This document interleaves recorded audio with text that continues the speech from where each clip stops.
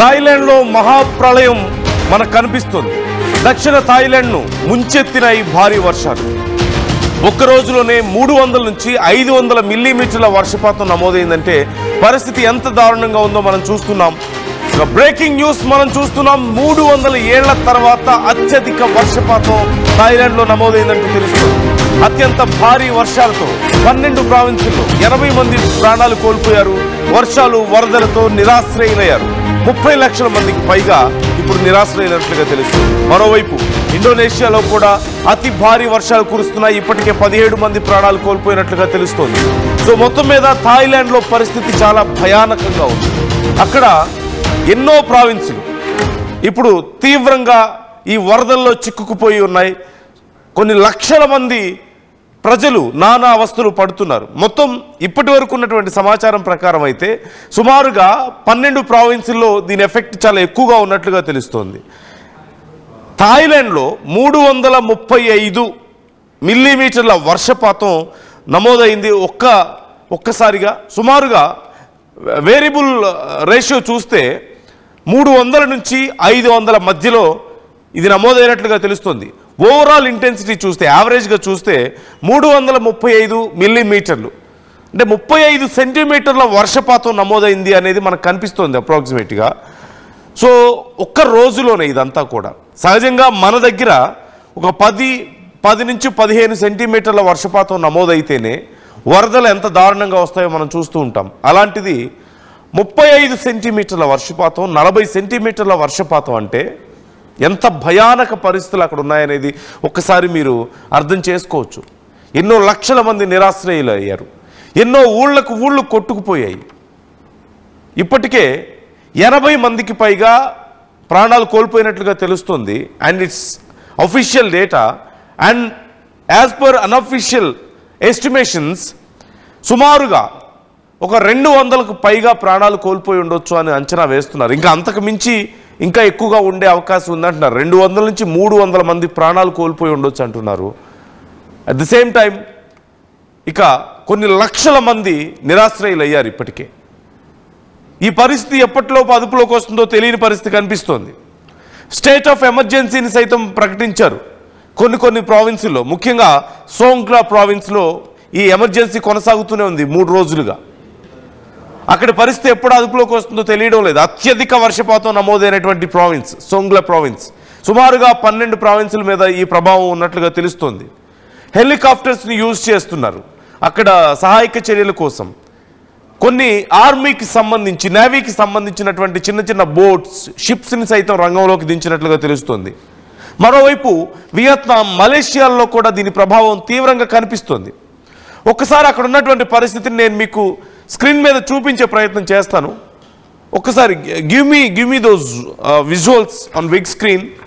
మీరు ఒక్కసారి చూడండి ఎంత భయానకంగా ఈ పరిస్థితి ఉంది అనేది. ఎంత భయానకంగా ఇక్కడ పరిస్థితి ఉందో మీరు చూడొచ్చు. ఇళ్ళన్నీ కూడా పూర్తిగా మునిగిపోయి చివరికి ఎలక్ట్రిక్ వైర్స్ మీద వెళ్తున్నారు కింద వెళ్ళలేక. కరెంట్ పోల్స్ మనం చూస్తున్నాం.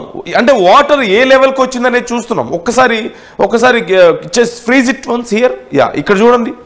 ఎలక్ట్రిక్ పోల్స్ అంటే చాలా హైట్ ఉంటాయి కదా జనరల్గా మనకి. ఒక మినిమం ఒక 15 ఫీట్ హైట్ అయినా ఉంటుంది. 15 to 20 ఫీట్ అప్రాక్సిమేట్లీ. అలాంటి ఎలక్ట్రిక్ వైర్స్ ఉంటే పైన ఈ వైర్స్ ఎంత లేదన్నా 10 to 15 ఫీట్ వరకు హైట్ ఉంటాయి. ఈ వైర్స్ మీద వాళ్ళు నడుచుకుంటూ వెళ్తున్నారు. And water is almost there. ఇక్కడ మీరు చూడొచ్చు వాటర్ ఈజ్ ఆల్మోస్ట్ దేర్. అంటే సుమారుగా 7-8 అడుగుల ఎత్తులో ఈ నీళ్లు ప్రవహిస్తున్నాయి. 7-8 అడుగుల ఎత్తు పైన ఈ నీళ్లు ప్రవహిస్తున్నాయంటే పరిస్థితి ఎంత భయానకంగా ఉందో ఒకసారి మీరు అర్థం చేసుకోవచ్చు. అండ్ ఇళ్ళన్నీ కూడా పూర్తిగా మునిగిపోయాయి. ఇదిగో ఇక్కడ ఇళ్ల మీద నుంచి ప్రవహిస్తున్నటువంటి పరిస్థితి కనిపిస్తుంది. సహజంగా ఒక అంటే పైన స్టేజ్ లేకపోయినా ఇల్లు మామూలు ఎంత ఎత్తు ఉంటుంది? అట్లీస్ట్ ఒక 8 to 10 ఫీట్ అయితే మినిమం ఉంటుంది కదా. వాటి పైన నుంచి కూడా వాటర్ ప్రవహిస్తున్నటువంటి పరిస్థితి. And there are no roads. ఎక్కడికక్కడ కార్లు, బైక్లు, పెద్ద వాహనాలు సైతం అలాగే కొట్టుకుపోయాయి. అక్కడ కొట్టుకుపోతున్న నేపథ్యంలో ఇక ఏం చేయలేక చాలామంది వెహికల్స్ని వదిలేసి వెళ్ళిపోతున్నారు. కొద్దిపాటి వరద ఉన్నటువంటి ప్రాంతాల్లో మాత్రం ఇదిగో ఇలా వెహికల్స్తో వెళ్తున్నారు. But they can't find roads ఎక్కడ రోడ్డు ఉందో, ఎక్కడ ఏ గుంత ఉందో కూడా తెలియని పరిస్థితి అక్కడ కనిపిస్తుంది. ఎంత భయంకరంగా ఉందో పరిస్థితి ఒక్కసారి మీరే ఇమాజిన్ చేసుకోండి. ఆల్మోస్ట్ 12 ప్రావిన్సుల్లో ఇదే పరిస్థితి కనిపిస్తుంది. And at the same time మరోవైపు వియత్నాం, మలేషియాలో కూడా ఇలాంటి పరిస్థితి కనిపిస్తోంది. సుమారుగా 300 మందికి పైగా ప్రాణాలు కోల్పోయి ఉంటారంటూ అంచనా వేస్తున్నారు. And in fact there is no specific number ఇప్పటి వరకు. అఫీషియల్గా అప్రాక్సిమేట్లీ 100 అంటున్నారు, 80 to 100 అంటున్నారు. బట్ అన్అఫీషియల్లీ 300 అంటున్నారు. మేబీ అది ఎంతకంటే భారీగా ఎక్కువగా ఉండే అవకాశం ఉంది అని కూడా చెప్తున్నారు. పరిస్థితి ఒకసారి మీరు చూడొచ్చు, ఎంత ఎంత భయంకరంగా ఉందనేది ఒకసారి మీరు చూడొచ్చు. ఇళ్ళు కూడా మునిగిపోయాయి పూర్తిగా. కార్లు, బైక్లు ఏవి ఇక ఉపయోగించలేని పరిస్థితి. అండ్ ఎన్ని రోజులు పడుతుంది ఈ పరిస్థితి నుంచి బయటపడడానికి అంటే చెప్పలేం. And I'd like to show you అక్కడ పరిస్థితి ఎలా ఉంది, వెదర్ కండిషన్ ఎలా ఉందో కూడా ఒకసారి నేను మీకు చూపించే ప్రయత్నం చేస్తాను. Give me that map on screen PCR ఒకసారి. అంటే అక్కడ పరిస్థితి ఎలా ఉంది, ఎప్పటిలోపు అదుపులోకి వచ్చే అవకాశం ఉంది అంటే ఇప్పుడిప్పుడు వర్షాలు అయితే తగ్గాయి అంటున్నారు. కానీ వరద ప్రభావం తగ్గడానికి, వరద పరిస్థితుల నుంచి తిరిగి నార్మల్ స్టేజ్కి రావడానికి ఇట్ మై టేక్ అప్రాక్సిమేట్లీ ఒక 1 week to 10 days సమయం పట్టే అవకాశం ఉంది అంటున్నారు. మరొక 2-3 రోజుల పాటు వరద ఉండబోతోంది. అండ్ ఆ తర్వాత మళ్ళీ సాధారణ స్థితికి రావడానికి మరొక 1 వారం రోజులు సమయం పట్టొచ్చు అని చెప్తున్నారు. అండ్ కొంచెం జూమ్ అవుట్ చేయండి కొంచెం. యా, ఇక్కడ నేను మీకు ఒకసారి స్క్రీన్లో చూపించే ప్రయత్నం చేస్తున్నాను. అక్కడ సిచ్యువేషన్ ఏంటి అనేది ఒక్కసారి మీరు ఇక్కడ చూడొచ్చు. ఇదిగో ఇక్కడ ఒక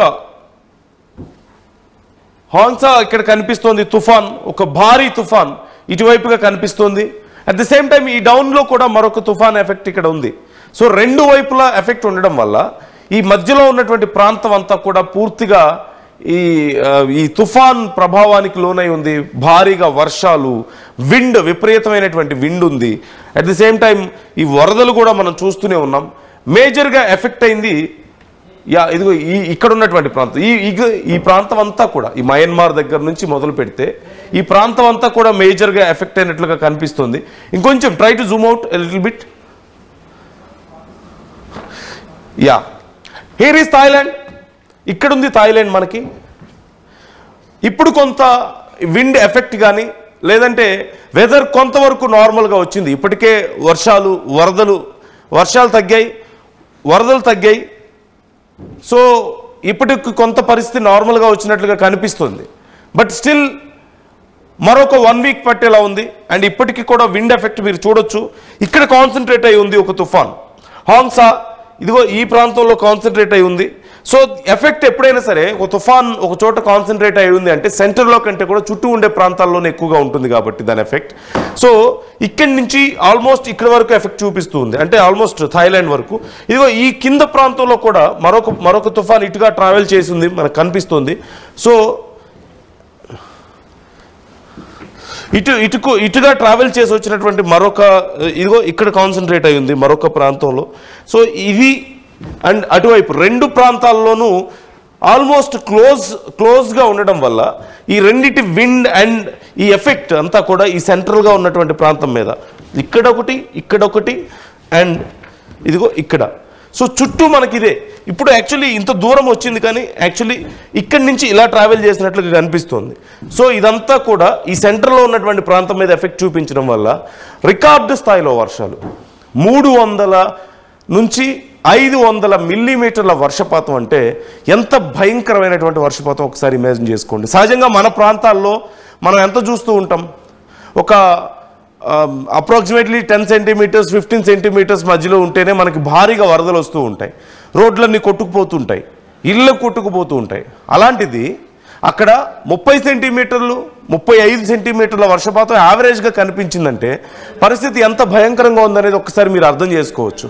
సో ఇప్పటికీ కొంతవరకు ఎఫెక్ట్ తగ్గినప్పటికీ కూడా మరొకసారి ప్రమాదం పొంచి ఉన్నట్లుగానే తెలుస్తుంది. మరొక 2 రోజుల తర్వాత మళ్ళీ సిచ్యువేషన్ ఎలా ఉంటుందో చెప్పలేమంటున్నారు అధికారులు. సో ఈ తుఫాన్ ఎఫెక్ట్ మరొకసారి కనిపించే ఛాన్స్ ఉంది అంటున్నారు. అండ్ మనం చూడొచ్చు చుట్టూ తుఫాన్లు పొంచి ఉన్నటువంటి పరిస్థితి, విండ్ డైరెక్షన్ మనం చూస్తున్నాం, చాలా గందరగోళంగా ఉంది. అట్ ది సేమ్ టైం ఒకసారి క్లౌడ్ సిచ్యువేషన్ కూడా చూడొచ్చు మనం. ఒకసారి give me that cloud effect ఎలా ఉంది అనేది. Yeah, so here we can see, ఇదిగో. సో మరొకసారి ఎప్పుడైనా సరే తుఫాను విరుచుకుపడే అవకాశం ఉంది అంటూ చెప్తున్నారు అధికారులు. ఇక్కడి నుంచి ఈ ప్రాంతం అంతా కూడా ఎఫెక్ట్ ఉండబోతోంది అంటున్నారు. ఇక్కడి వరకు ఈ ప్రాంతం అంతా అంటే కేవలం ఇదిగో థాయిలాండ్ ఇక్కడ ఉంది, at the same time Vietnam, Malaysia, ఆ చుట్టుపక్కల ఉన్నటువంటి ప్రాంతాలు, ఈ ప్రాంతం అంతా కూడా ఎఫెక్ట్ చూపించబోతుంది అంటూ అధికారులు చెప్తున్నారు. సో ఎప్పటిలోపు ఇది పరిస్థితి అదుపులోకి వస్తుందనేది చెప్పడం కష్టం అవుతుంది. అండ్ ఈ మొత్తం 3 ప్లేసెస్లో కాన్సన్ట్రేట్ అయి ఉంది. ఈ సరౌండింగ్స్ మొత్తం కూడా ఎఫెక్ట్ కనిపిస్తున్నటువంటి పరిస్థితి కనిపిస్తుంది. సో అక్కడ ఉన్నటువంటి పరిస్థితి అతి త్వరగా, వీలైనంత త్వరగా కంట్రోల్లోకి రావాలని మనం కోరుకుందాం. కానీ ఇప్పుడున్నటువంటి పరిస్థితుల్లో at least it takes 1 week to 10 days ఆ వాటర్ అక్కడి నుంచి డ్రైన్ అవుట్ అవ్వడానికైనా సరే, మళ్ళీ పరిస్థితి కొద్దిగా నార్మల్కి రావడానికైనా సరే మరొక 10 రోజుల సమయం పట్టొచ్చు అంటున్నారు. అండ్ ఈలోగా ఏ తుఫాను ఎఫెక్ట్ రాకపోతే అది కూడా, కానీ ఒకవేళ మరొకసారి ఇలా విజృంభించిందంటే ఇంకెన్ని రోజులు పడుతుంది, ఇంకెంత నష్టం జరుగుతుంది అనేది చెప్పడం కష్టం అని చెప్పేసి అధికారులు చెప్తున్నట్లుగా తెలుస్తోంది. యా, ఒక్కసారి వీ కెన్ సీ వేవ్స్ ఎలా ఉన్నాయనేది నేను మీకు చూపించే ప్రయత్నం చేస్తున్నాను. In which direction they are travelling అనేది కూడా మీరు చూడొచ్చు ఒక్కసారి. ఎక్కడ కాన్సన్ట్రేట్ అయి ఉంది, ఎటువైపు ఎఫెక్ట్ కనిపిస్తుంది అనేది చుట్టూ ఉన్న నేపథ్యంలో ఇక్కడ భారీగా ఎఫెక్ట్ సెంటర్లో ఉన్నటువంటి ప్రాంతం అంతా కూడా 1, 2 and 3 ఈ 3 ఇక్కడ ఈ మూడిటి వల్ల ఇక్కడ ఇది చాలా లాంగ్ ఉంది, బట్ ఇక్కడ 2 కూడా పక్కనే కాన్సన్ట్రేట్ అయి ఉన్నాయి. అండ్ ఈ ప్రాంతం పూర్తిగా వరదల్లో చిక్కుకున్నటువంటి పరిస్థితి మనకు కనిపిస్తుంది. అండ్ దీని ఎఫెక్ట్ ఆల్మోస్ట్ ఇక్కడి నుంచి మొదలు పెడితే ఈ ప్రాంతం అంతా కనిపిస్తూనే ఉంది. ఈ ప్రాంతం అంతా ఇక్కడి వరకు ఎఫెక్ట్ మనకు కనిపిస్తుంది. అప్రాక్సిమేట్లీ ఇక్కడి వరకు చాలా ఇంటెన్సిటీ ఎక్కువగా ఉండేటువంటి అవకాశం కనిపిస్తుంది. హియర్ ఈజ్ థాయిలాండ్, ఇదిగో ఈ ప్రాంతం ఇక్కడ.